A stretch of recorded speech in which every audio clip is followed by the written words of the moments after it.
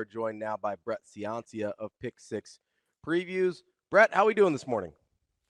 Hey guys, doing great. Thanks for having me on. An early Merry Christmas to all the listeners. And yeah, we got a lot to break down. You got playoffs, you got bowl games. Ready to break it all down for you guys. So, B, I want to rewind a little bit because we kind of hem-hawed around, the 12th team, the 11th team, this, that, and thankful for your mental health. You took a couple of weeks off from talking to us. So I got to revisit how you felt about two group of fives versus what's your philosophy on best in, do one, auto qualifiers? Like, in an ideal world, what would you like? Yeah, well, I think in an ideal world, if you're going to go with the 12-team bracket, I think you want access for a G5 team, a non-AQ team, if they truly have a special season. And we've seen these over the course of the BCS era and the playoff era, where you have, say, a 13-0 Boise State who's beat a couple ranked teams and maybe beat a Power 4 team in the process. Those TCU teams under Gary Patterson were special. Maybe even a Colt Brennan Hawaii team that went undefeated with the Heisman candidate. But these two this year didn't really have that. I mean, they lost their Power 4 challenges. James Madison lost to Louisville by 14. Tulane already lost 45-10 the first time to Ole Miss. So I didn't feel that there was any special G5 team this year, and I think that in some years you might not have that. So I was okay if we would have gone without the G5 this year. Definitely didn't need two of them, and that goes down to a bylaw that they had in there where the top 5 conference champs make it, rather than say the top 5 conferences be represented. I think you could have gotten around it by having Miami as your ACC rep instead of Duke. So yeah, a lot of issues with it this year. It ended up blocking Notre Dame from the bracket, a team I think really could have won a national title. They were rounding into form as one of the strongest in the country. So that's where I would stand with it. You don't have to have one every year, but make it possible if it really truly is a special team to have a chance. Isn't the problem with that scenario, though, Brett, that we'll see the exact same thing that we had happen with Alabama happen pretty much every year, where we talk ourselves into a 2 or 3 or who knows however many lost power conference team? Like, they almost have to force you to include a group of 5 team if you're ever going to get one. Yeah, I think so. But I mean, in other years where there was a real G5 team, like what was Boise ranked last year? I think they might have placed into the top 12 on their own merits. I'm not sure. I'll double check. But I know those old Boise State teams in the 2000s and the TCU teams and even Cincinnati back in, 2018. They were able to make the top 12, the top 4 on their own merits. So, if you have more of a transparent ranking system, and give them away that way, that, hey, if you go undefeated or if you're 12-1 with a couple Power 4 wins, then there's definitely a clear path in there. But I think forcing the requirement, I think, I don't know. I get what you're saying, though, because behind closed doors, they might always find a way to block them. So I guess you got to just edit it so that you can't get 2 in there. How about that? I mean, in a year like this, there's no way that both those had to be in the bracket. Don't you want to see at least another year or two to kind of collect data before we make any wholesale changes? Because I just have a feeling that the market is going to overcorrect too soon. Yeah, that's been the case really since the polls era, since the 90s. It was always an overcorrection. It was, well, the pollsters are biased. We need the computers. Let's do this BCS formula that no one understands. So then that was the problem. Then it was, hey, this computer doesn't make sense. Let's bring pollsters back into it. And then 2 wasn't enough and 4 wasn't enough. Now they're talking about 12 not being enough. We need 16. We need 24. I agree with you. Let's take a deep breath. Let's pause where we are with 12. In fact, you know me, I'd rather go back in time a little bit, shrink this thing a little bit. But I know that will never get passed through with the TV money being generated. So realistically, yeah, let's stay at 12 for a while. And, maybe the answer to all of this problem this year was really the ACC's tiebreaker scenario, or the way that they determined their champion, because really Miami's the best team over there. It was ridiculous. You had UVA versus Duke playing in the conference title game. You could have avoided a lot of this problem if had Miami played against Duke or UVA, won the game, gotten the automatic bid, and then you're talking about Notre Dame being in the bracket instead of Tulane or JMU. Can I make the argument to you that the real problem here was the inclusion of Alabama? Like, did you think that Alabama deserved? And listen, I agree with you that 2 group of 5 teams did not need to be in. But the real problem with the Notre Dame part of the scenario, like, Alabama came limping into this playoff and were given a spot kind of despite getting their head kicked in by Georgia in the conference championship game. it seemed that, if I'm correct here, I think every other team was penalized at least a spot for losing their conference championship game, and Alabama was not. Like, isn't that sort of where the problem starts? Yeah, I mean it's a tough situation. How do you evaluate a conference title loser? And that's we've talked about that for years. Where had they lost some other tiebreak scenario and not even played in the game, would they have made the bracket 10-2? I think definitely. So do you penalize them for losing the game? I think you kind of have to in a way. You watch the game happen; it happened, and they lost by 21 points to Georgia. But it's a tricky situation. You look at some examples last year, SMU. And they did not have anywhere near the resume of Alabama, but they went and lost to Clemson in the ACC title game, still earned a spot in the bracket despite the loss. But then you see the flip side this year with the BYU, who goes 11-2, both losses to Texas Tech, number 4 in the country, and they're thrown out of the bracket. So maybe some consistency or some statement about how they're going to treat conference title games going forward, especially how they treat the loser. If you look at Alabama's resume, though, they deserved it. I mean, they had beaten Georgia earlier in the year. They beat Vanderbilt by 16. They beat Mizzou and Tennessee, who at times were ranked. Lost close to Oklahoma. That's a tough one, but they had some signature wins on the season, and I think they were definitely deserving of a spot, in my opinion. And they went out and proved it against Oklahoma, won the rematch. Overcame a 17-0 lead, and now they got a shot against Indiana. How the what ifs, man. Punt a ball and catch a pass. That game is so interesting for the future of Kalen DeBoer and how we view him based on how that game played out, I think. But let me ask you something, Brett, because Miami's kind of like my Illinois college basketball of the sport, where I love Illinois almost every year, and then I say, yeah, but this whole Underwood thing has been a thorn in my side. I'd make the case. I said this to Ravi a couple weeks ago. Every time Miami takes the field, they could make the case that they have the best offensive and best defensive player playing in said game every game they play, whether it's Tony, 2 first-round offensive linemen, and, of course, Bain defensively. So when should I or do I need to get over the Mario Cristobal thing? Because clearly – this team is extremely capable. I know they're catching a big number against the Buckeyes, but they can match up in the trenches and on defense. It will be hard on Sand.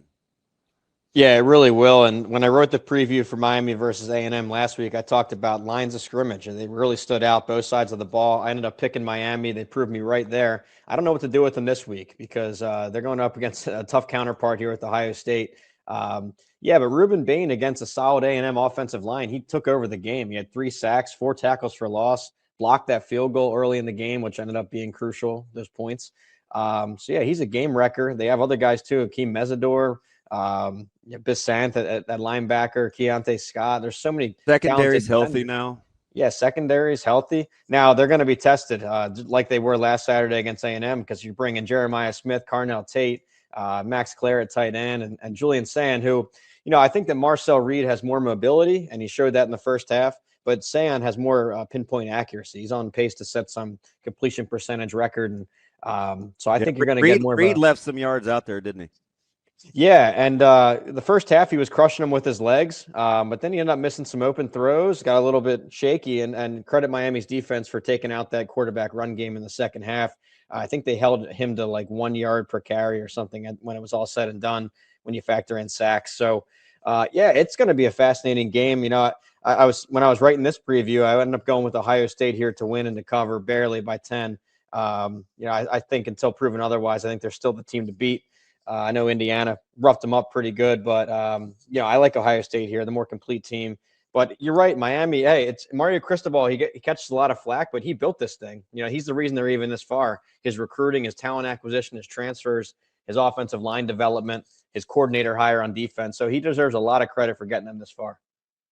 Time in nature is always a win. This winter, explore together at Lawrence and Gardens. Discover a new plant collection in the Marjorie K. Doherty Conservatory. Meet the larger-than-life trolls in Trolls, Save the Humans by Thomas Dambo, or see the garden light up during bright nights. It's the perfect game plan for a memorable winter break. Get tickets or plan your visit at lawrenceandgardens.org. Speaking of Indiana, they're a 7-point favorite against Alabama. Does that sound right to you? I think it should be more. I think Indiana should be about a 9-10 point favorite. I see some value here with Indiana -6.5. So they're my pick to win it this week against Alabama. And, at the top of this, I was talking about Alabama's resume and that they overcame that 17-0 lead. But to Damon's point, a little bit fluky there. I mean, and people forget that Oklahoma dropped a wide open touchdown pass to would have made it 24-7 there.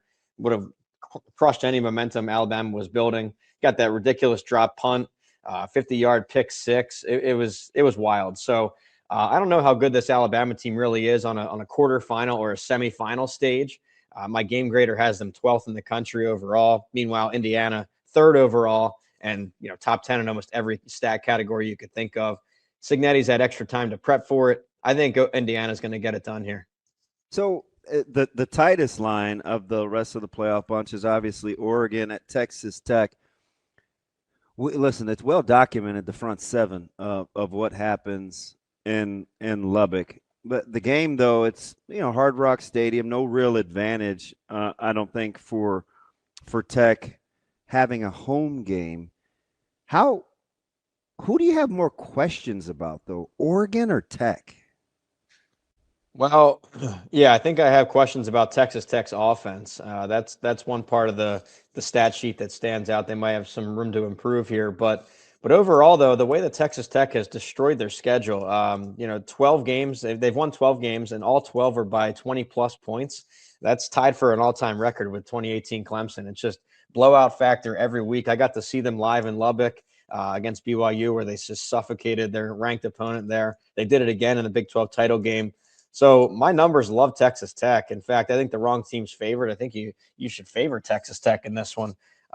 Oregon, I know they have the high-flying offense. They have some NFL draft picks. But when you look at Texas Tech, they had the most NFL draft watch list prospects coming into the season overall in the country, number one, with something like 20 draftable prospects. So they have talent of their own.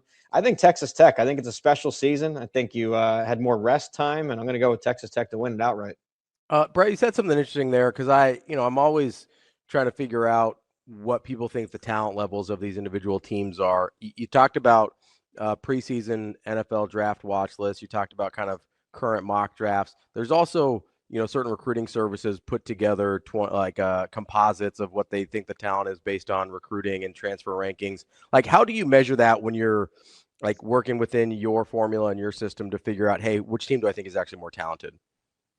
Yeah, well, I look at all those categories you mentioned. The key ones are your 5-year high school recruiting average. I look back at the last 5 classes, but nowadays you have to also look at the last couple transfer cycles too, because these players are moving so often. So, Oregon has them in the high school recruiting. It's been a phenomenal job by Dan Lanning, a ton of 4 stars, 5 stars. I think the TV broadcast last week, they talked about how there's 84 4 stars on Oregon's roster. Incredible talent acquisition. But Texas Tech caught up to them in the transfer cycle. They landed the number one class in the country this year.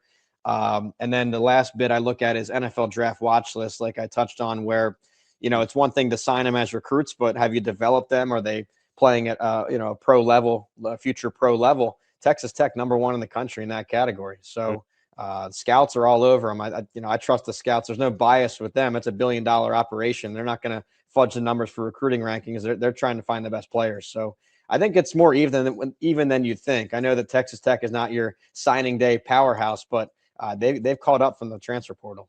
Yeah, I feel like it's another week and another question of me saying, how is Georgia still flying under the radar? Yeah, for real. This is a team that won back-to-back national titles. They were the preeminent powerhouse to take over from Nick Saban, and all of a sudden they're just in the shadows all season. Nobody's talked about Georgia this year, and quietly their defense has really caught on. I mean, it's been pretty elite the last month or so. Defensively, Gunnar Stockton really resilient in the second halves of games, fourth quarters of games. You can't shake the guy. I think that they're a solid team. Now they're going to be tested by Ole Miss, who I think quieted some rumors there. The people wondered how they play without Lane Kiffin, and they played almost the exact same score and stat sheet as the first time they played Tulane. It was 45-10 the first time. It was pretty much that here the second time. So I wonder if the Vegas line, if you're getting a little bit of value with Ole Miss here, I think a lot of times when a coach leaves, you see an overcorrection there in the number. So I think this is more a toss-up game, maybe Georgia by a field goal. So to see it come in -7, I think that's a little high in this one. It's going to be high scoring. I'm thinking maybe go Ole Miss +7. Brett, which quarterback head coach combo do you trust the most of the teams that are left? Well, it's kind of hard to argue with Indiana. I mean, you have Kurt Cignetti, who has led the biggest turnaround in college football history, arguably, in terms of from the losingest program in history up to a playoff contending undefeated team, and then the Heisman winner. So it's really hard to argue that.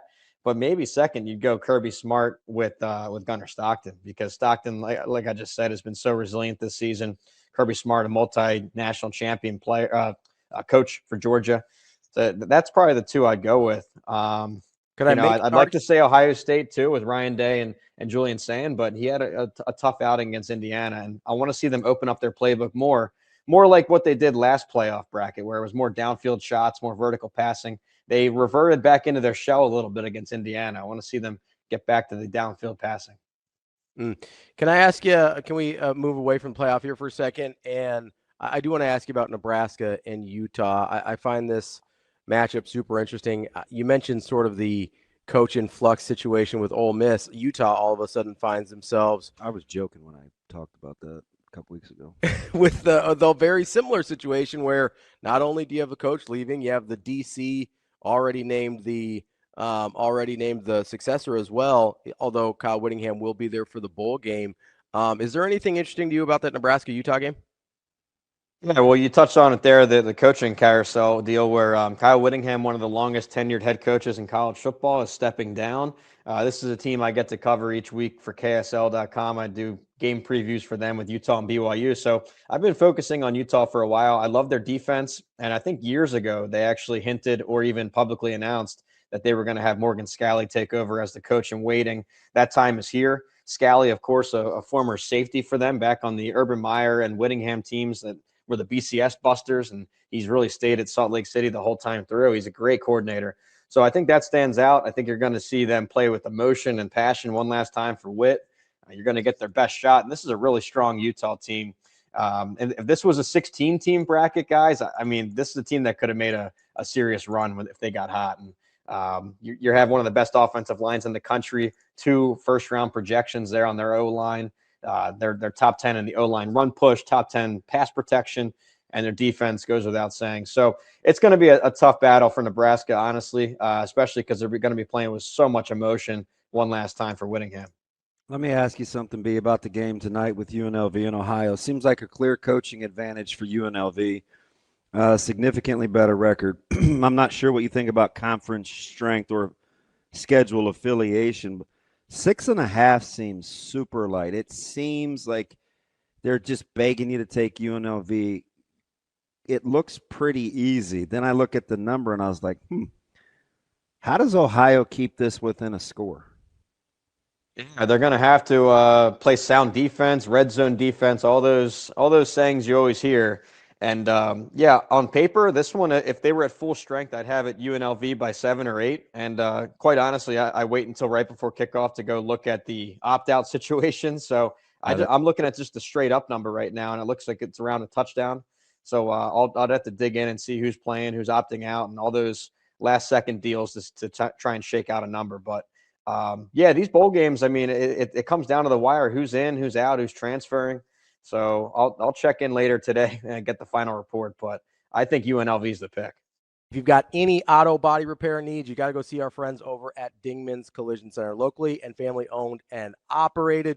They're from Omaha, just like you, and they care about the community in the same way as well. That's why they invest not only in cutting edge technology, but also in ongoing training so their team can make sure every repair is done safely and to the highest standard. With 4 convenient Omaha area locations, there's a Dingman's Collision Center close to you. And the best part is they've been voted first place best of Omaha for 20 straight years for auto body repair. Go to dingmans.com to learn more, to schedule an appointment, and get your car taken care of. It's Dingman's Collision Center. Brett, before we let you go here, are there any other bowl games that you're particularly interested outside of the college football playoff? Well, I was really excited for USC TCU, two teams that I was really high on this season. They were part of the Pick 6 Plus win total teams that went 6-1. Great offenses on both sides. I was really excited about it until Josh Hoover, the quarterback, opted out. So that's what I'm getting at is you just have so many opt-outs and head coaching changes. It's tough. I mean, these matchups all take a hit. Another one, Michigan, Texas, caught my eye until what happened over in Ann Arbor. I think the Pop-Tarts Bowl might have gotten one of the best matchups out there. No one talking about it. It's BYU, Georgia Tech, teams that were close to the playoff. They were in discussions for most of October and November, but came up short. BYU, another team I get to cover with KSL, and they've been fun to watch. So I'm going to go Pop-Tarts Bowl. And guys, has this become the favorite non-AQ, the favorite non-playoff bowl out there? It's just their marketing has been fascinating. Pop-Tarts Bowl is my pick for this one. So I can't even. Are they Camping World? Yeah, it's the old Florida Citrus FCS Sports, Florida Citrus Sports. So they run the weather won't be a factor. That'll be good. They run the Cheez-It Citrus Bowl as well. So they've really mastered the marketing down there. But yeah, it's in Florida. It's going to be good weather. It's going to look like a bowl game. They have the Pop-Tart themed helmets with the sprinkles on the logos. It's that's the kind of stuff you get excited for now before the playoff starts. Who's the best remaining non-playoff team that you think will look the closest for kick? Do you mean like the strongest? Yeah, their regular season team. Well, you're gonna hate hearing this, but I think Utah. I think Utah. No, I gotta check the opt-outs up front. Yeah, I gotta check their opt-out. Like I said, I'm looking at full strength numbers, and then I look at opt-outs right before kick. So, yeah, if they have opt-outs, then maybe not. I'm trying to think here. What about Vandy? Well, is Pavia playing? I guess that's the whole deal for them is because I don't think they have as many pro prospects as you'll find elsewhere. I think that they're just a very veteran team, and Clark Lee's gotten the most out of them. So I wouldn't expect a ton of opt-outs from Vanderbilt. It's all about whether Pavia plays. So I see that line's at 5 points. I assume that means he's playing. That is Brett Ciancia from Pick 6 Previews. Brett, we appreciate the time. Hope you have a Merry Christmas, Happy New Year, and we will talk to you soon. Yeah, same to you guys. Thanks for having me. It's been a great season together. It's the season of New Tradition sales event at our brand new Edwards Kia Council Bluffs location. Lease the 2026 Kia Sportage EX starting at just $249 a month. Brand new showroom, big holiday savings. Or lease the 2025 Kia Telluride S starting at $329 a month. Or finance at 0.9% for 60 months. Plus, every new purchase includes a free electric scooter. Don't wait. Celebrate the season at our brand new Edwards Kia location in Council Bluffs.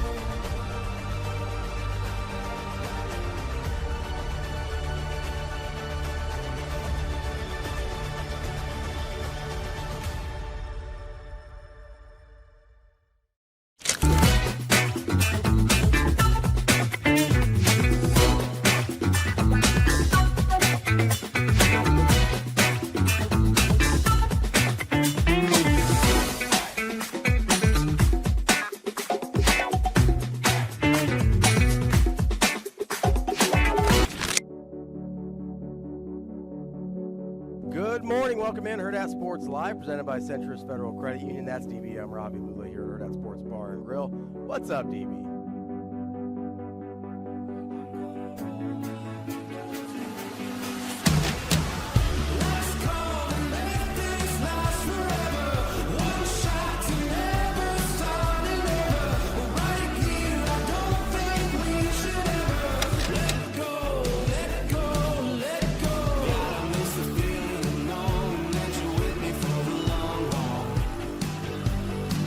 We would spend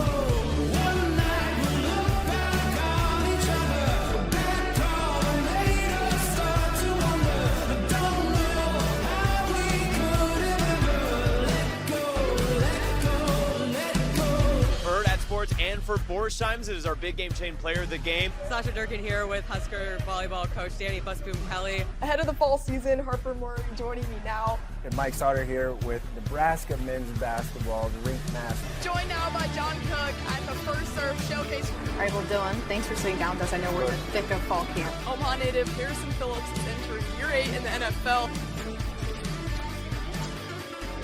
You're watching Hurrdat Sports. Last call to make this last forever. One shot to never start another. Right here, I don't think we should ever let go, let go, let go.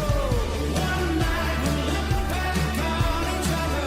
Back on made us start to wonder. Don't know how we could have ever let go, let go, let go. Last call to make this last forever.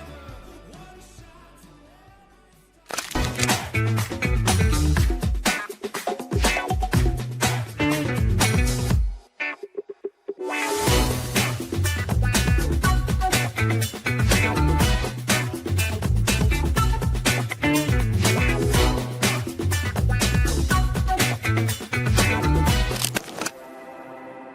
We're in the neighborhood, just down the street.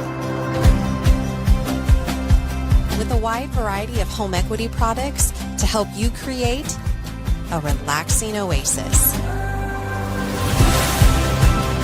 So you can kick back and relax in comfort.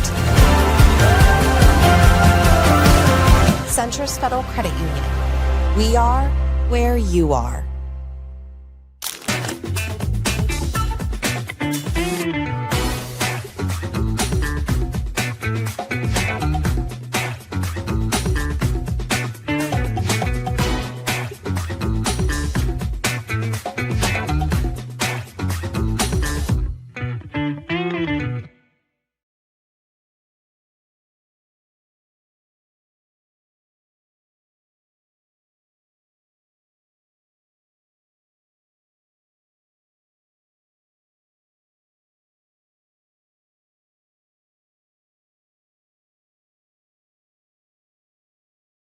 Welcome into Hurrdat Sports Live College Football Playoff Edition. I'm Ravi, that's Rico. We are going over a little recap of our first round college football playoff games and looking into what we think is going to happen in the college football playoff quarterfinals. But Rico, how are we doing today? We doing all right? We are doing fantastic. You're doing fantastic. At the time of this, this airing, even though we're super live right now, very live airing. This very live airing, I believe the Pop-Tarts Bowl will have concluded, and the winner was amazing. And I'm sure that the live mascot Pop-Tart tasted fantastic. There's 3. They're eating 3 of them this year. Did you hear that? 3? They're eating 3 live Pop-Tarts. I didn't know they were eating 3. Yeah, that's a borderline massacre. I'm hyped. That's a borderline massacre. I'm hyped. 3 Pop-Tarts. Yeah. Let's go.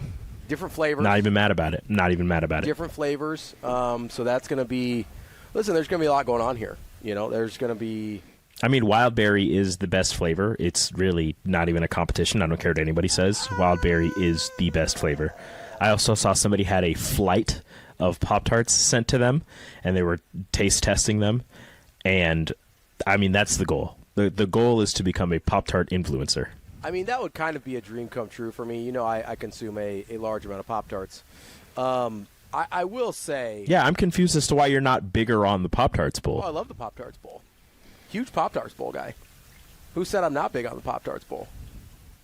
I don't know. Every time I bring it up, there's only one other person in the office that seems to have the same enthusiasm as I do.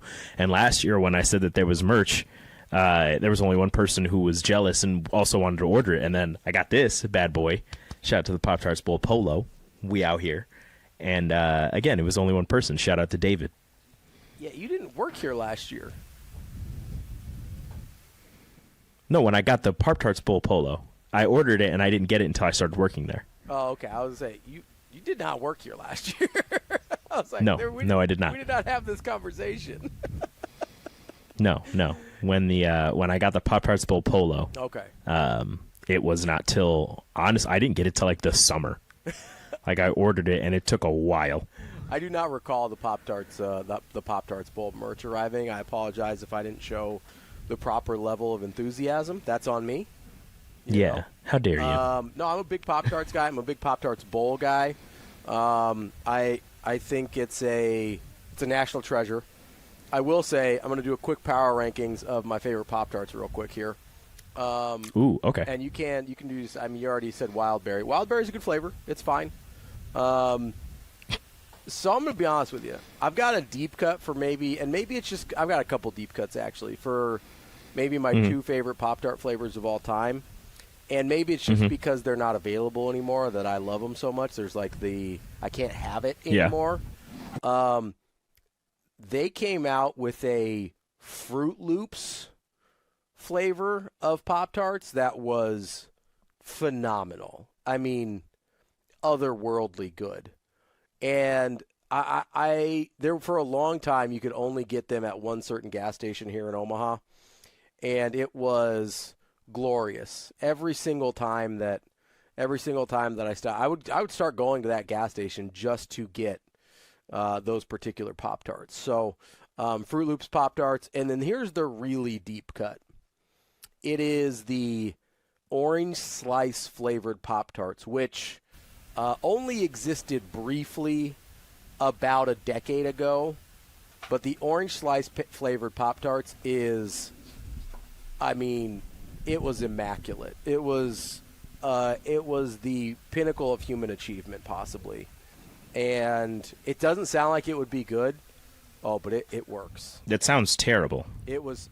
Listen, I was skeptical as well. And it was phenomenal. It was really, really good. Okay. So I'm just. If you say so. Yeah, I do say so. Orange slice just sounds gross, and I'm not. So good.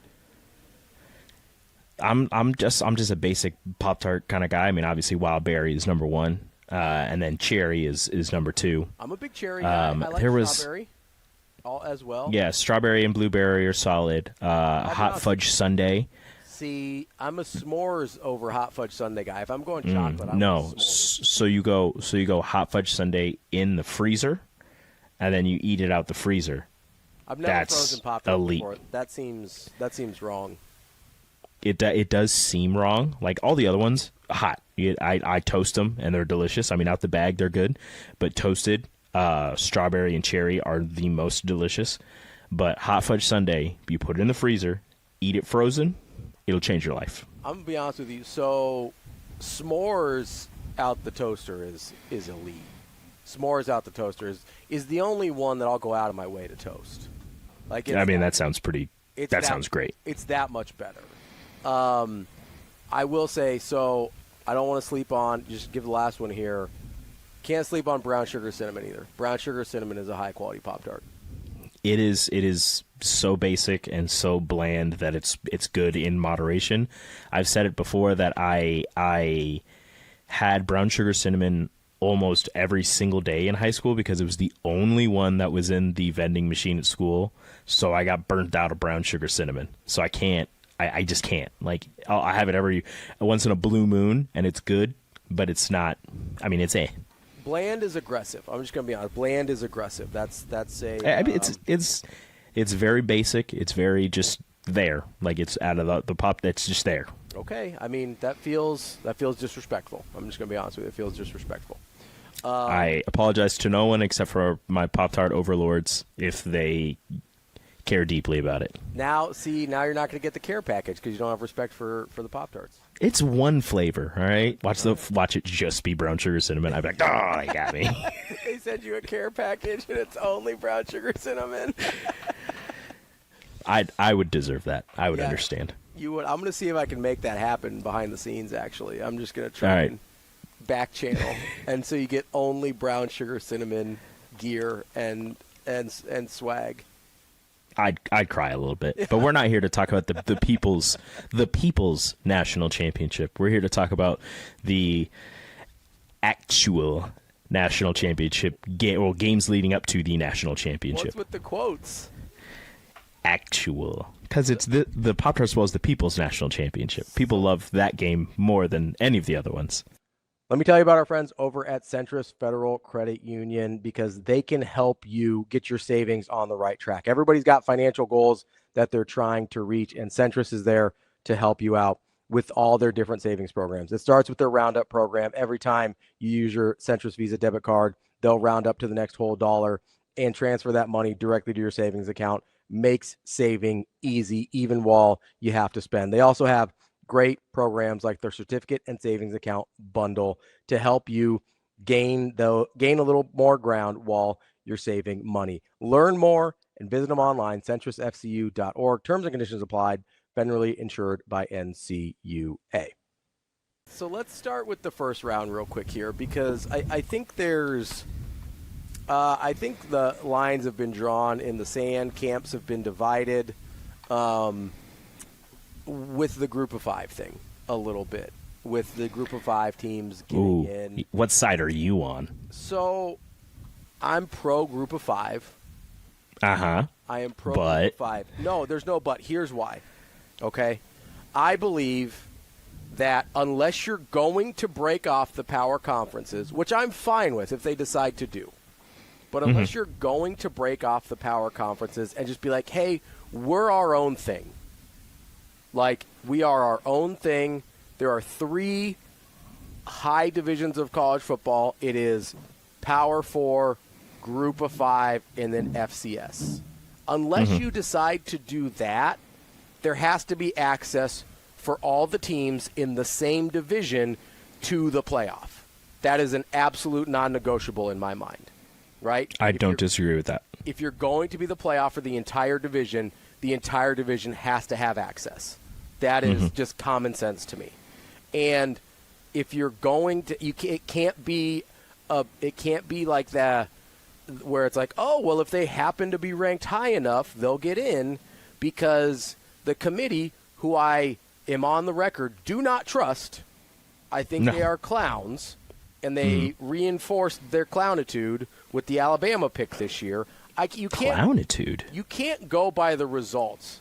The results don't change the resume, right? Like, nobody's arguing that Alabama isn't talented and that they couldn't win any individual game. The argument is they did not earn the spot throughout the course of the season, and I stand by that argument. Notre Dame had the better resume than Alabama. And the conference championship games have to matter. If they're going to matter to get teams in, then they can also matter to keep teams out. Back in the day, if it mattered to keep other teams out, it should have mattered against Alabama to keep them out. And it mattered in the seeding and the placement of every single other team that lost their conference championship, including Ohio State, which dropped from 1 to 2. So it kept BYU out of the playoff because they got smoked in the Big 12 championship game. Absolutely. Alabama gets smoked in the SEC championship game, and the committee's like, yeah, but we cool. It's fine. It's fine. And for the entire season, they've been. It's not, or for quite a while, for multiple seasons, it hasn't been like how many losses. It's when the losses happen, not how bad it's when the losses happen. That's how they've always done it. You lose early in the season. If you win out, then it's like, whatever. Those losses didn't happen. It happened to Notre Dame, last year? Last year. Where they lost to Northern Illinois? Yeah. Northern Illinois, but they won out the rest of the season. It was like, that loss didn't happen. Like Alabama, they lost early and then they lost late, and the committees just thought, it's Alabama. We don't really need to. We shouldn't move them because we want them in because the SEC runs the ESPN. They lost the first game of the season, a bad loss to Florida State. Full stop. That's a bad loss. They lost to Oklahoma, not a bad loss. And then they got smoked by Georgia, but in the meantime, they almost got beat by a very mediocre Auburn team as well. So they're not playing well. Lost 2 of their last 4 and had their only good win in that stretch, quote unquote, is a 56-0 win over notable powerhouse Eastern Illinois. So yeah, but they look good. Here's the other thing that matters, especially with the SEC when we're talking about championship games and whether or not they should be held against them. It is important to remember that the SEC championship game was the 9th conference game for Alabama. Every other, like all the Big Ten teams, had played their 9 conference games. Alabama did not get its 9th conference game until they played in the SEC championship. So I shouldn't hold it against them that they play in a backwards conference that only plays 8 conference games? No. That absolutely should count, because otherwise I'm giving you way too much credit for, let's see, Eastern Illinois, UL Monroe, and where's my other scrub? Oh, yeah, bad Florida State, right? Like who you lost to. Yes, who you lost to. So, like, you can't give me this nonsense about, like, oh, well, that was only their 9th conference game. It was Ohio State's 10th, and we held it against them. It was Ohio State's 10th conference game, and they got dinged for it. It was Alabama's 9th conference game, and they didn't get dinged for it. It's no different than back in the day when some teams would play 12, some teams would play 11, and your record was what it was. Nobody was like, well, you didn't have to play the 12th game, so we should get credit for being 11-1. No, sorry, bud. You lost the game. You're out. You don't get it.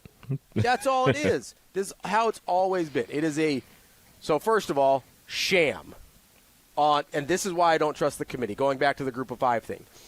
So you have to put things in place that group of 5 teams get automatic access. I strongly believe that.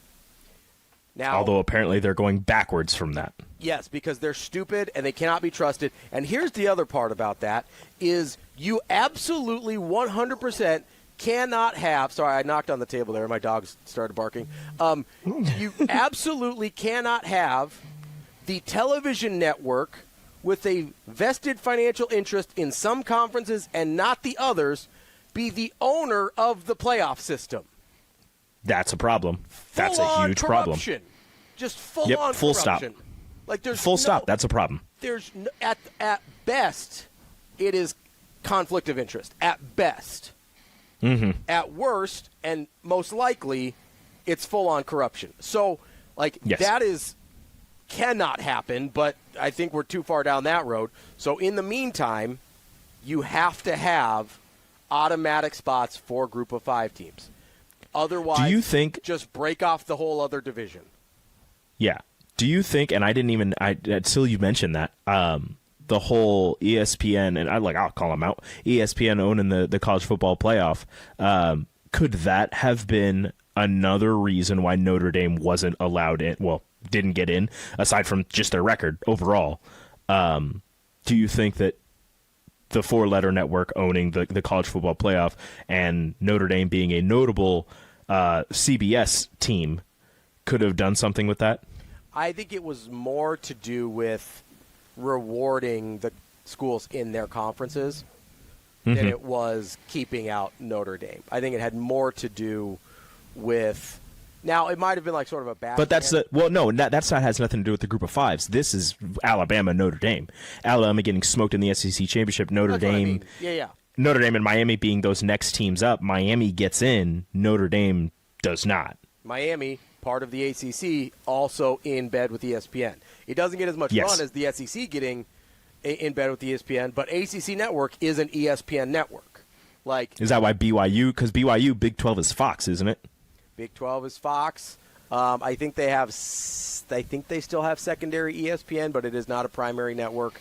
And same thing with the Big 10 has no ESPN ties whatsoever anymore. Yeah. And so you look at this and you go, okay, this cannot be – that's why I was an advocate of the model of, hey, this conference gets this many, this conference gets this many, even if the numbers are not even, I still think that is a more fair plan to go, say, 4 SEC, 4 Big 10, 3 or 2 ACC, 2 Big 12.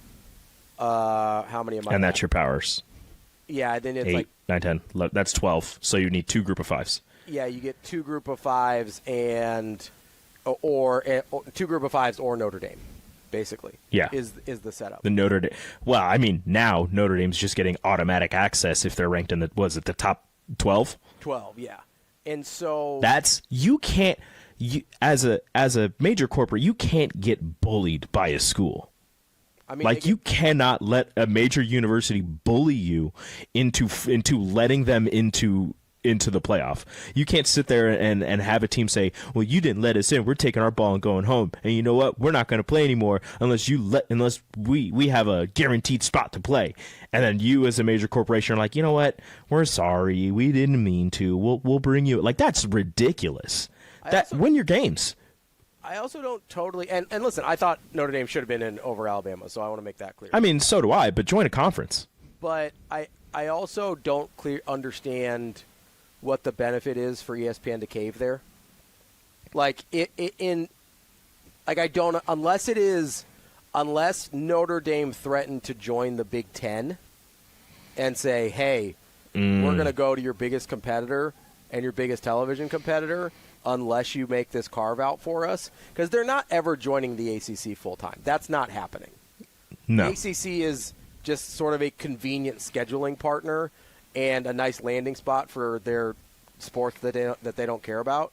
Like the ACC is Notre Dame's friend with benefits / booty call. No, it is their safety net. They're that's the conference. They're always like, if we ever call, they're answering. Yeah, that's what I'm saying. They're at the bar. They have it. Nobody's caught their eye. Nobody's come up to them and offered to buy them a drink, and they're not going home with anybody. So they call up the ACC and be like, "Hey, I need a warm bed to sleep in." Yeah, they're basically the hey. If we're not married by 40, let's it's me and you. Let's think about this. But Notre Dame's just gonna be like, well, I'm still living my life pretty good at 40. What about 45? And ACC's like, yeah, let's just keep pushing this back. That still sounds great. And they're like, I'm still living my life pretty good at 45. What about 50? And the ACC's like, we would love that. We still get to hang out sometimes. Until then, the ACC is like putting money in Notre Dame's account. Yeah, they're like, do you need a little cash? Do you need some? Do you need something? I'm right here. Do you need a ride to the airport? We can give you a ride to the airport to go see your boyfriend. Do you need a ride to the airport? You guys can stay in my guest room. Yeah, it's like, no, you guys stay in my room. I'll sleep on the couch. It'll be fine. No, yeah.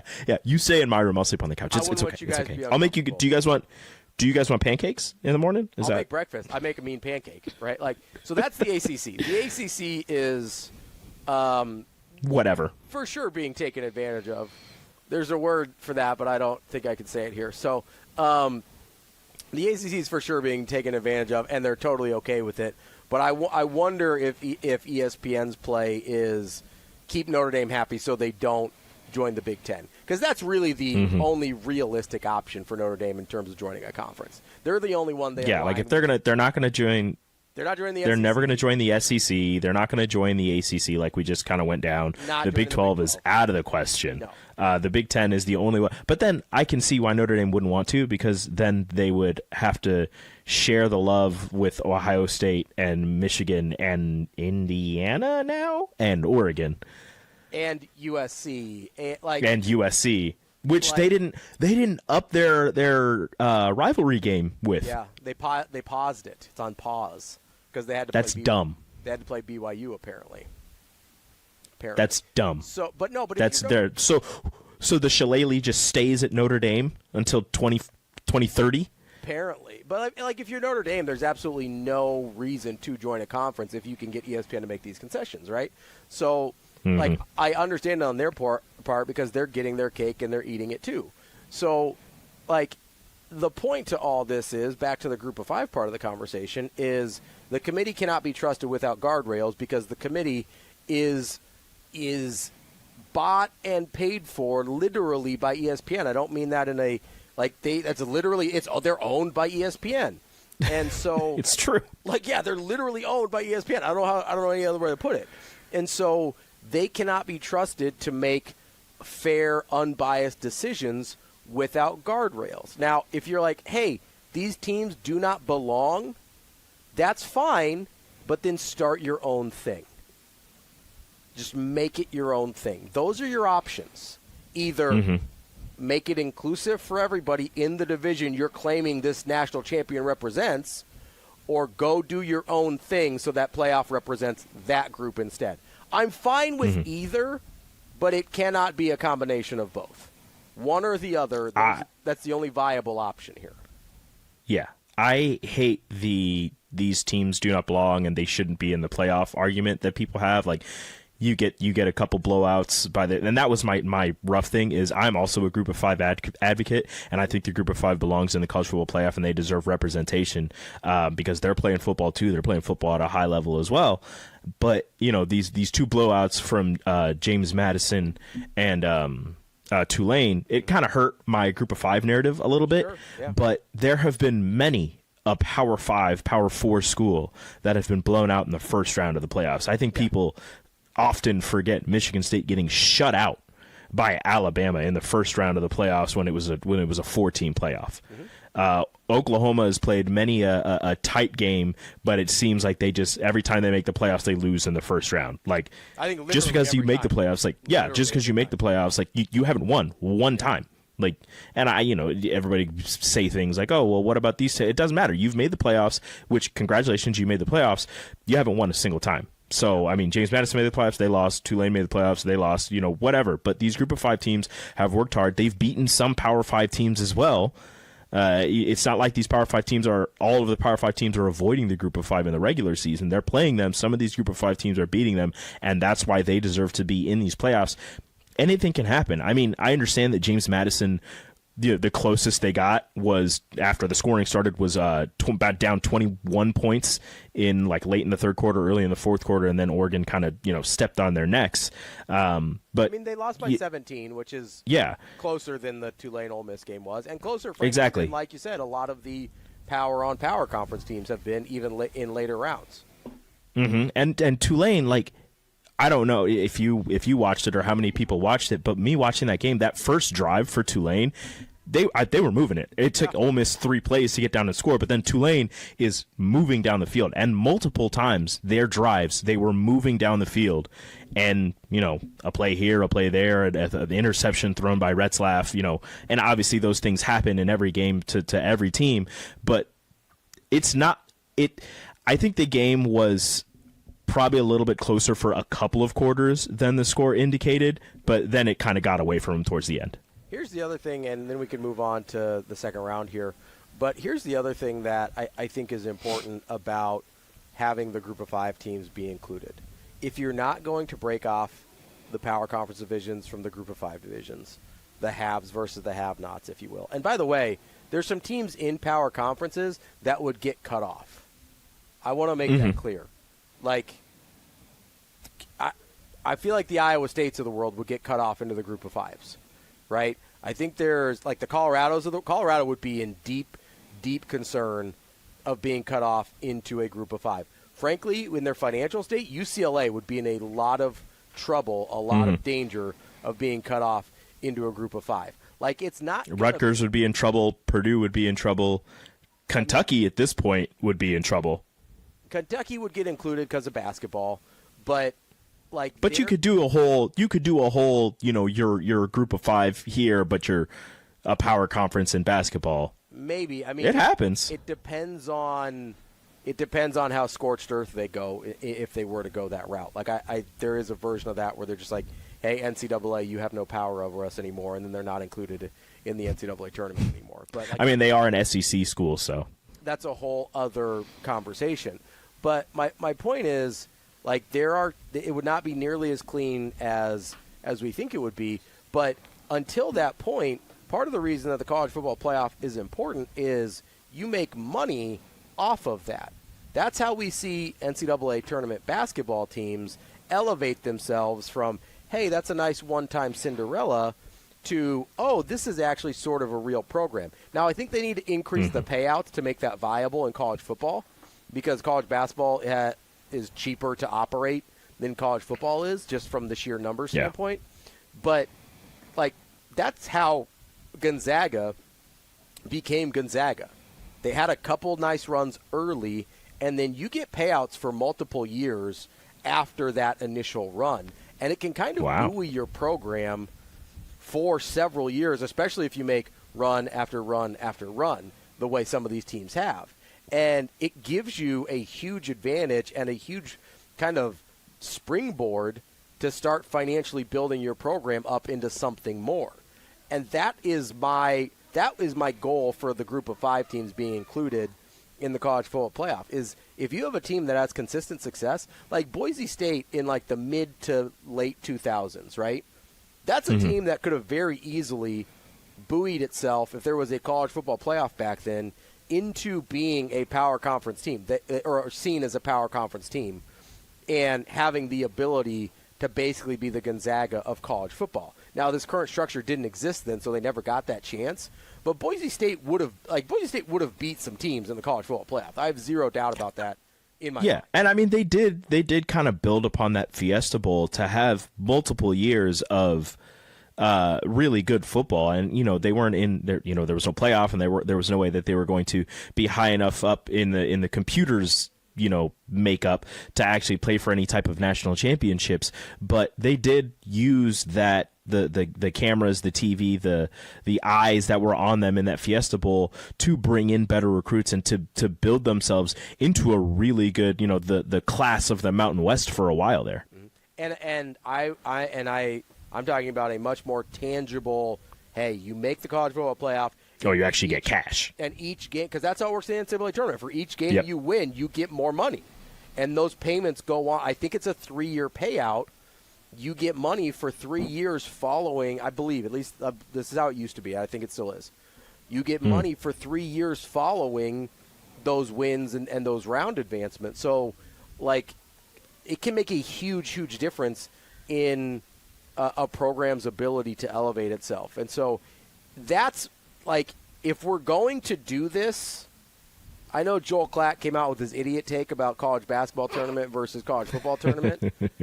And then he hedged it, and he's like, I'm sorry, it was a bad take. But he kind of landed on the idiot take still.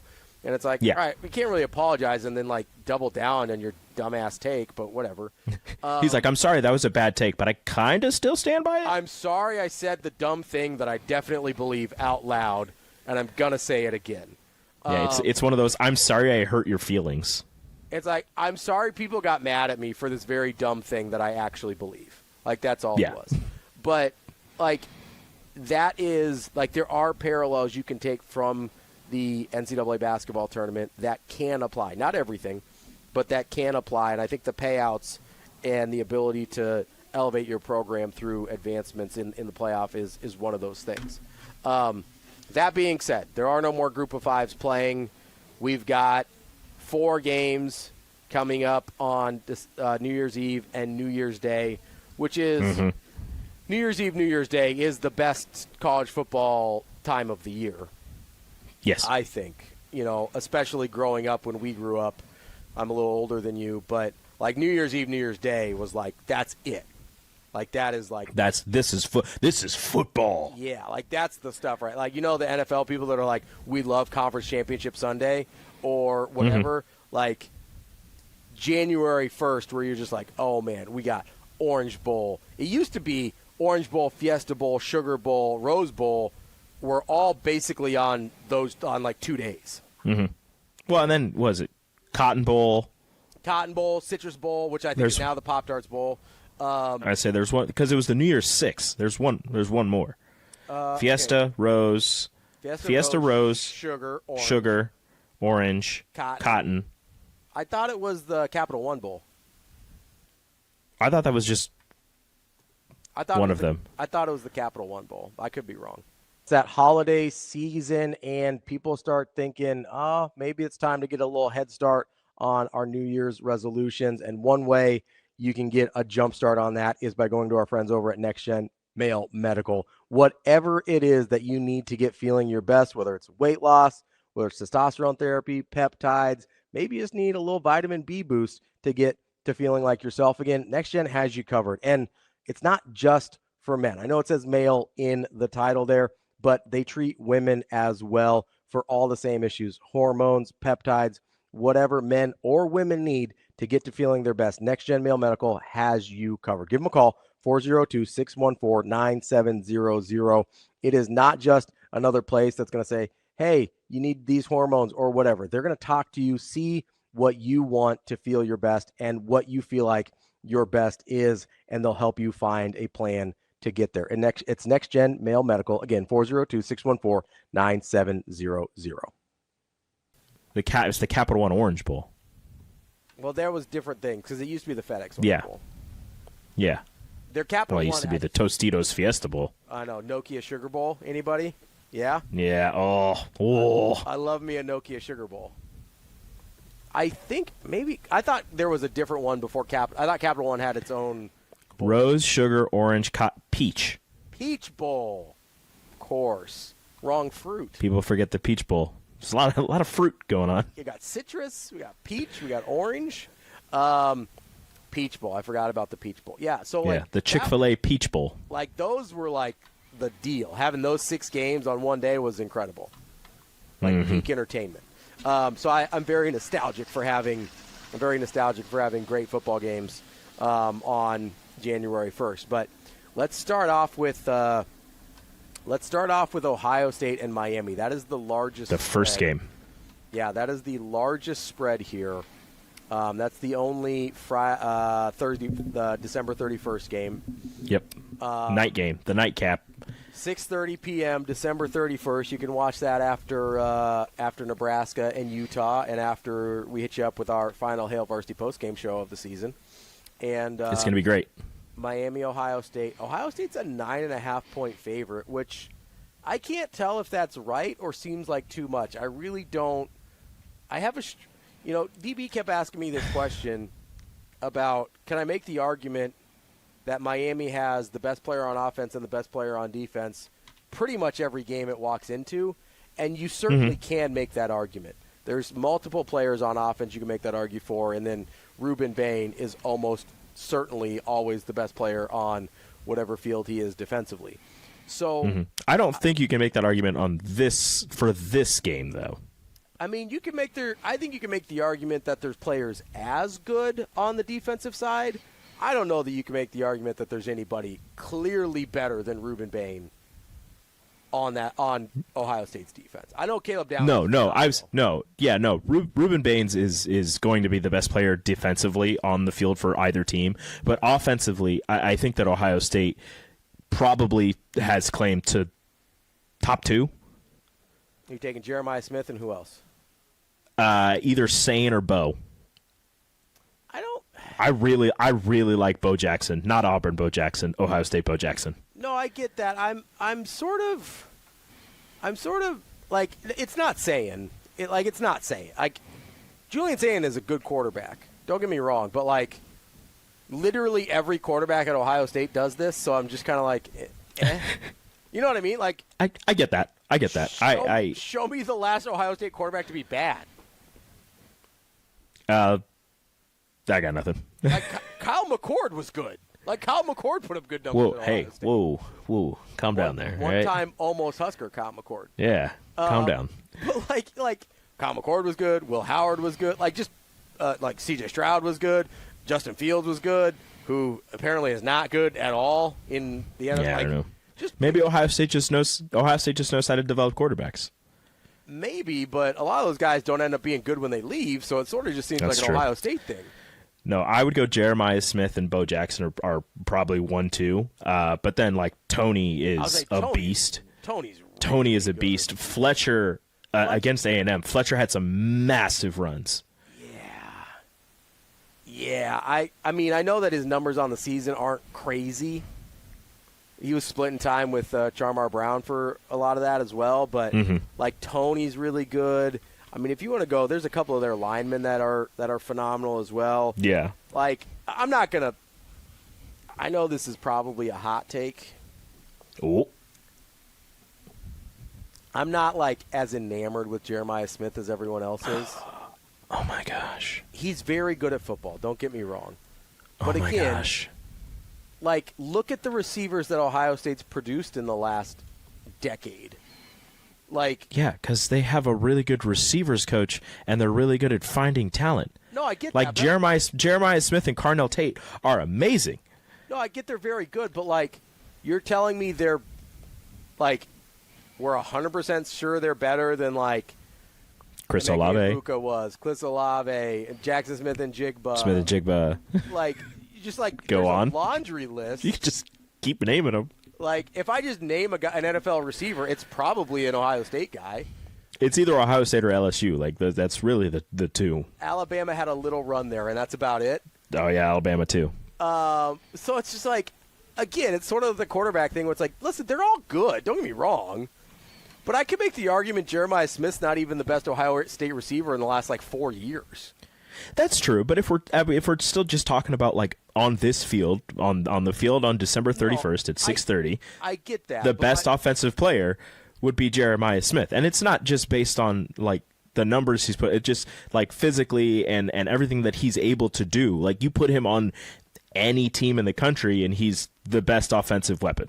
So that's kind of my point, is I feel like we elevate Jeremiah Smith to this level of being otherworldly when he's very, very good, and I'm not going to deny he's very, very good, and he might be the best offensive player on the field against Miami on the 31st.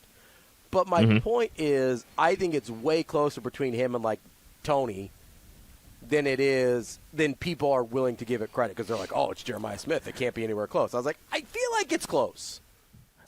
So I'm going to push back here, obviously, as you know. I'm going to push back here because Tony and what he's doing. Shut up.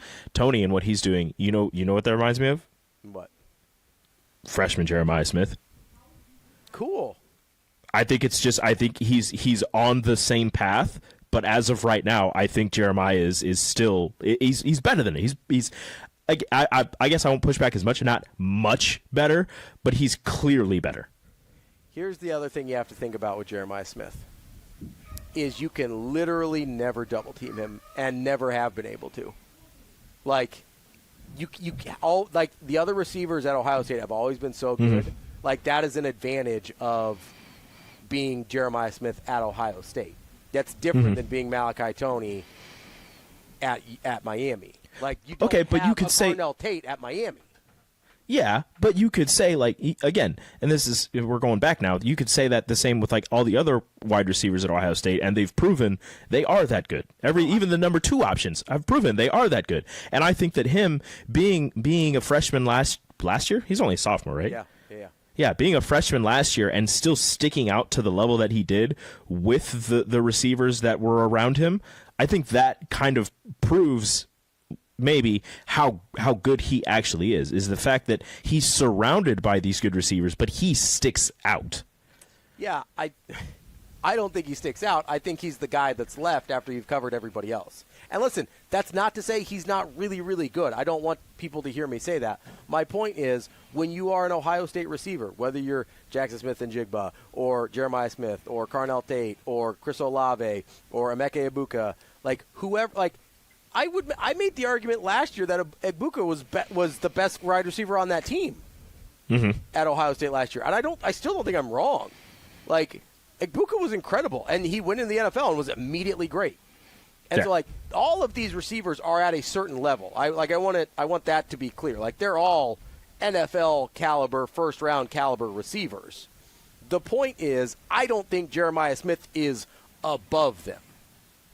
I think Jeremiah Smith is the next in line of the great first-round, awesome NFL receivers coming out of Ohio State. I do not think he is something extraterrestrial that we have made him out to be in the last 2 years. I think he is basically the exact same thing we have seen from Ohio State receivers in the last 5 to 7 years, which is, again, great receivers, but I don't think he's special apart from them. You're going to tell me he's going to be better in the NFL than Jackson Smith-Njigba? I don't know. You know what I mean? Yeah, I get you. If he is, cool, but if we weren't saying, my point is, we weren't saying these things about those guys. They're they're great receivers, they're going to be first-round talents, but we're not best player on every offensive field he's ever going to be on. Nobody was saying that about these other guys. That's my point. We lift up Jeremiah Smith to a level that doesn't make any sense to me if we didn't lift up all those other guys who arguably were as good, if not better. That's my point. But were they this good their sophomore years? A lot of them, yeah. A lot of them, Jackson Smith-Njigba was unbelievable. He was great. Remember when I think that was him, made that, or no, that was Egbuka made that catch in the back of the end zone against Nebraska? Yeah. His freshman year? Emeka Egbuka was unbelievable. Yeah. Unbelievable. Ohio State's just really good at finding receivers. Anyways, they're going to smack Miami. 9.5 points. You said it might be too much. I don't think it's enough. Based on what they put on tape against Texas A&M, who, look, that's a really good Texas A&M squad. But that, I mean, and it was a wind tunnel down at Kyle Field. But neither one of these teams is Ohio State. And I know we just talked about how Miami has some really good players, but as a whole team, as a whole conglomerate, I think Ohio State, even though they lost their wide receiver coach / offensive coordinator, I think they're gonna roll. Ryan Day's taking over offensive play calling duties for the Buckeyes, going right back to his roots. I think they're gonna be solid. I don't think 9.5 is enough. Ohio State's moving on to the semis. Can I be honest? If it weren't for the Carson Beck, Mario Cristobal of all this, I'd feel way more like maybe picking them to cover. But I don't trust Carson Beck. I don't trust Mario Cristobal not to do something stupid. Like, even if I think Miami's talent's incredible, and Miami's defense is really, really, really good. They're solid. Like, I just do not trust. Like, that's the quarterback head coach combination I trust the absolute least. So I'm not going to fight you on Ohio State covering. I cannot trust that combo of Carson Beck and Mario Cristobal. Can't do it. I trust Carson Beck. I think he's in terms of like winning percentage, like one of the most winningest quarterbacks in college football history. I think he's only lost like 3 or 4 games in his entire college football career. Something like that. Maybe it's like 6. He's less than he hasn't lost double-digit games in his college football career. Sure, Granted, yeah. It started at Georgia, so that kind of helps. That helps. Yeah. But I think Carson Beck is a solid quarterback. If it wasn't for Mario Cristobal, I would have more faith in Carson Beck. Here's the problem with Carson Beck is there are games where he's just gonna give the other team like 3 opportunities to kill him. Mm-hmm. Like, that's the problem with Carson Beck, and you never know when it's gonna be. And you never know when you never know what game it's going to be. You never know when those opportunities are going to come. So that's why I throw him in there. I'm higher on Carson Beck than most people are. I like his ability to bounce back from those 3 devastating, idiotic mistakes he makes every game, or a lot of games. And sometimes they bite him, sometimes they don't. So I'm with you at Ohio State's covering. If I had more confidence in the QB and head coach, I'd consider much longer about a Miami. At least cover, if not potential upset. But let's move on to our January 1st games. We'll just go in chronological order here. We've got Oregon and Texas Tech kicking things off at 11 a.m. in the Capital One Orange Bowl.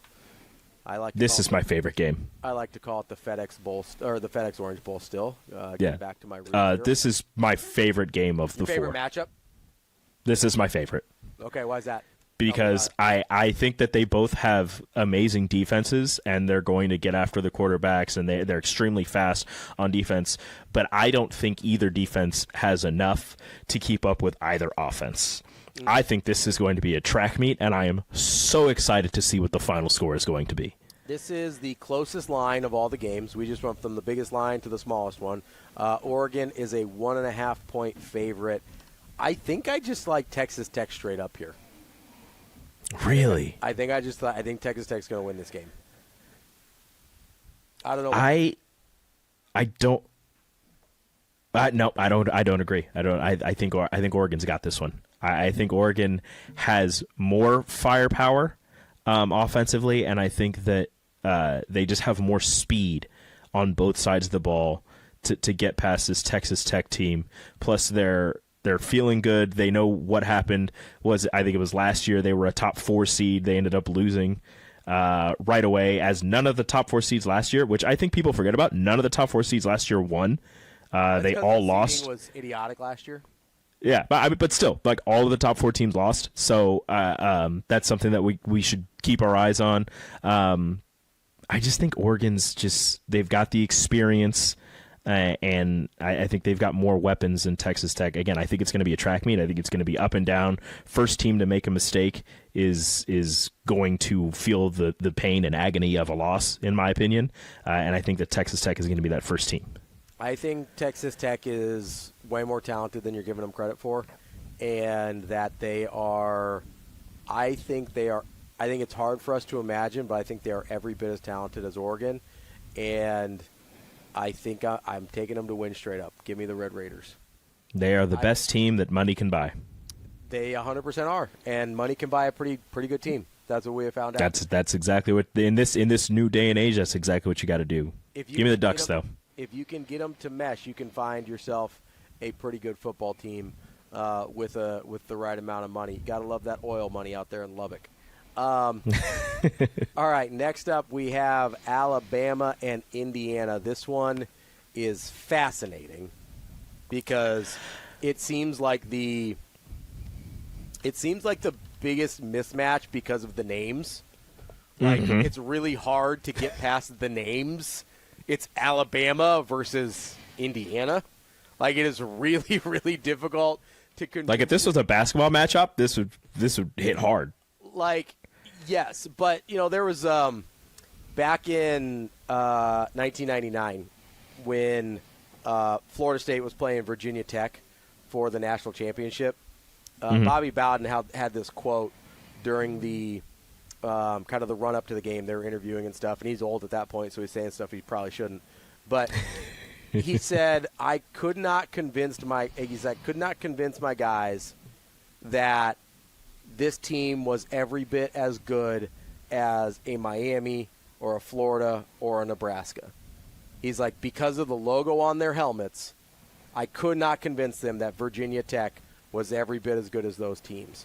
And I wonder, I wonder how much of that exists at Alabama. Like, I know, especially because those SEC people do not respect Big Ten football.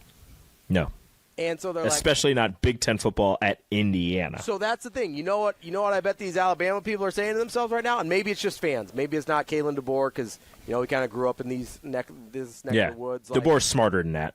But so was Bobby Bowden, and he couldn't convince his guys that Virginia Tech was just as good as Miami or Florida or Nebraska.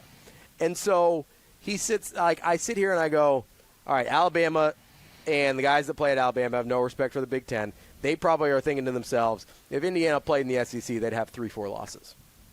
Right? That's probably that's like. That's definitely what they're saying. I've heard fans say this. Right? Yeah. I've heard fans say, like, Ohio State would take 3 losses in the SEC. Or, Indiana would be a 4-loss team in the SEC. That's like, okay, cool. Well, you let Texas just walk in and win the conference last year, but whatever. And smoke you in year one. You let Oklahoma come in and make it to the playoff this year, which Oklahoma was in bad shape coming into the conference. So whatever, man. Like, whatever you want to do. Like, whatever you want to convince yourselves. I wonder how hard it's going to be for Alabama, even as underdogs in this game, 7-point dogs, to convince themselves that Indiana is every bit as good as they are. It's one of those things where you've heard coaches say after the games, a team that clearly was not an underdog or shouldn't have been an underdog.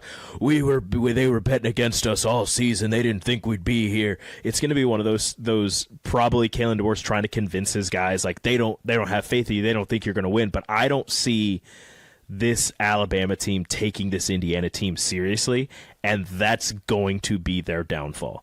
They're going to feel like they're walking into this game like we're playing the Indiana Hoosiers in football, like piece of cake. We're Alabama. Like we're all 5 stars. We all came here because this is the place you win championships. That's a basketball school. We ain't got to worry about that. I bet that's some of the argument that Kalen DeBoer is trying to fight off.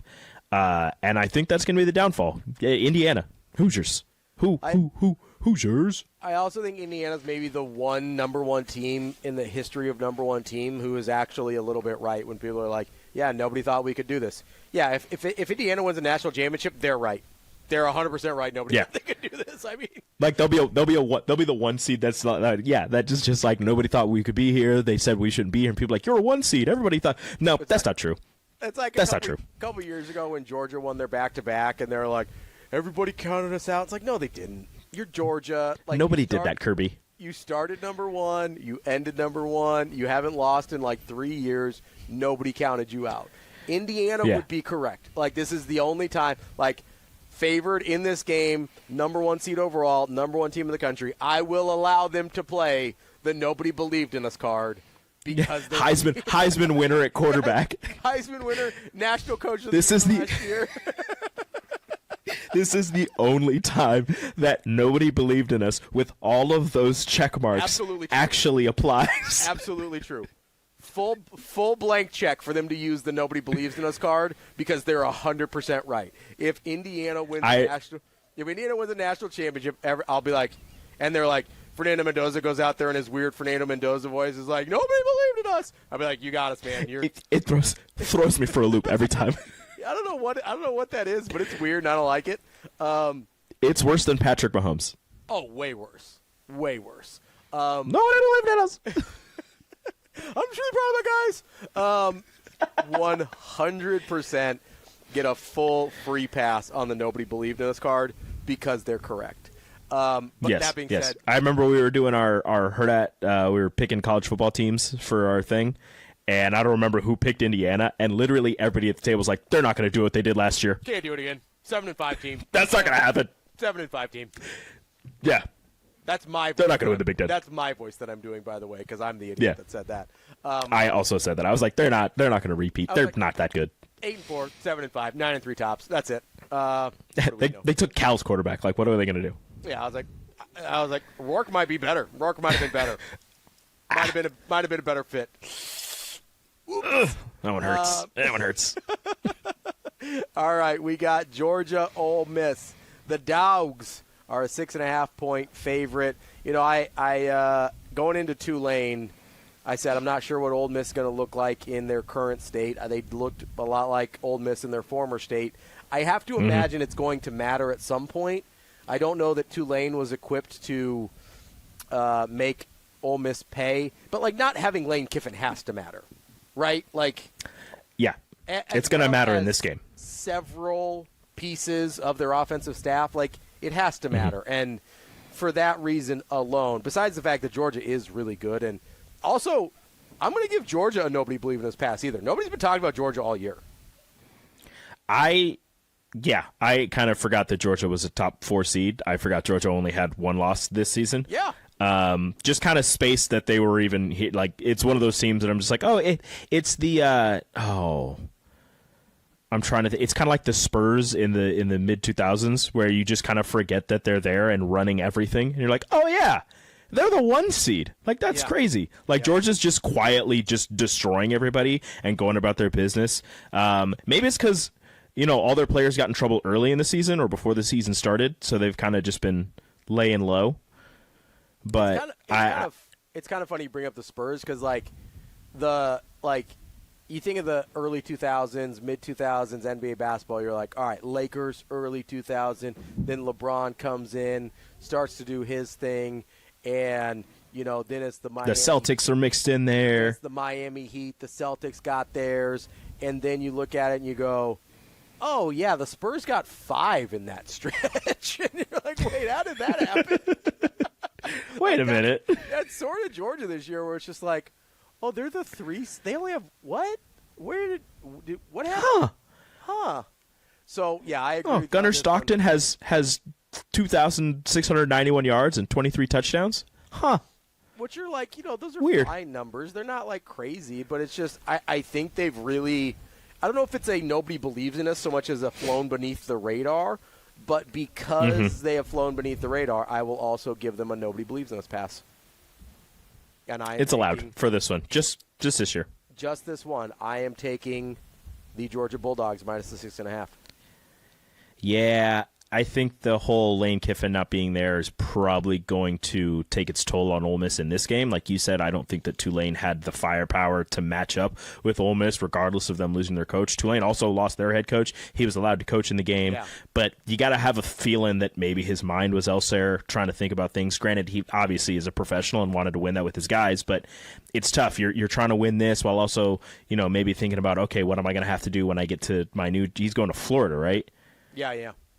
Yeah, what am I gonna have to do when I get to Florida? We're gonna have to play teams like this, every week when conference play starts. Like it's a tough thing to do both of those. So that's why I don't think Tulane was the greatest show of force for Ole Miss sans Lane Kiffin. And I think unfortunately they're gonna run into a hot Bulldog squad that is ready to just shut things down. Also, Georgia's Kirby Smart's gonna outcoach most people. Certainly a second career head coaching game ever, Pete Golding. Like, that's not a fair matchup. It's just not. Yeah. Sorry, dog. I would like to see Trinidad Chambliss ball out. I do love a D2 story there. So would love to see that happen, but I can't. I got to go Georgia here, and I don't think it's 6.5 might be low on this one. Kwan Lacey has damn near 1,400 yards and 21 touchdowns this year. Kwan Lacey's very good. That's fine. So is Georgia. So is Georgia. Yeah, that one hurts a little bit. Yeah, it would be nice if, but Nebraska famously had a running back go for 1,400 yards this year too. That's true. All-American. Didn't get 21 touchdowns, but I think that was unrelated to whatever. That was some other Whatever thing going on there. Yeah, give me the dogs. You taking the dogs? Yeah, I'm going to take the dogs in that one. All right, unfortunately, that's a pretty SEC. Yeah. You got actually only one SEC squad. I would say in the semis. Yeah, it's just Georgia because I've got Ohio State. You've got Ohio State. I've got Oregon, or I've got Texas Tech. You've got Oregon. You got Tech. I got Oregon. Yeah, so that's Big 10 and Big 12. We both have Indiana, so that's a Big 10. And, just the one SEC squad, which I think is appropriate. I've got 3 Big 10 squads. Look at you. Big 10. Look at that. Big I'm 10. honking. I'm honking for the Big 10. I hope I'm a you're big right. conference honk. I hope you're right. And you know what the SEC is going to say? They're going to be like, well, we didn't have our – they're going to somehow turn it around and be like, well, if Texas would have been in there. And I'll be like, yeah, you had 5 teams in, and you got 1 to the semifinals. Well done. Congratulations. I swear, if Georgia wins the national championship, I'm going to lose my mind. Like if my pick happens and I get 3 Big Tens and 1 SEC and Georgia wins the national title, I hate it. I hate everything. I will burn it to the ground.